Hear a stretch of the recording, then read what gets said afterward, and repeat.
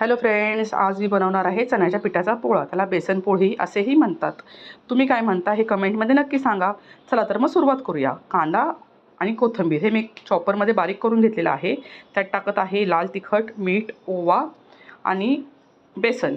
हे सर्व मिश्रण एकजीव करायचं आहे, म्हणजे ढवळून घ्यायचं आहे आणि लागेल तसं त्यात पाणी ॲड करायचं आहे. पाणी आपल्याला कशी कन्सिस्टन्सी पाहिजे त्या हिशोबाने तुम्ही ॲड करू शकता. बघा तर मग मी गुठळ्या फोडत फोडत पाणी ॲड करत आहे आणि कोथिंबीर जास्त घालायची, जेणेकरून त्याला छान चव लागते. बस, याच्या व्यतिरिक्त काही टाकायचं नाही. तव्यामध्ये तेल तापायला ठेवलेलं आहे. गॅस फास्ट ठेवायचा आणि केलेलं बॅटर त्या तव्यामध्ये टाकून सगळीकडून पसरवून घ्यायचं. छान पसरवून घ्यायचं. 1-2 मिनिट जरा चांगली छान भाजून द्यायची. भाजली ना मग नंतर तिला आपण पलटी करणार आहोत. मग तुम्ही बघू शकता छान पसरलेली आहे आणि पातळ झालेली आहे बरं का. जेवढी पोळी पातळ करचाल तेवढी ती कुरकुरीत होते.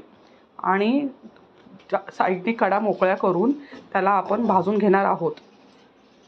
दाबून दाबून भाजायचं आहे, म्हणजे जे आतमध्ये पीठ आहे ते बाहेर येऊन भाजलं जातं आणि छान बेसनपोळी कुरकुरीत होते. अशा प्रकारे दोन्ही साईडने खरपूस भाजून घ्या.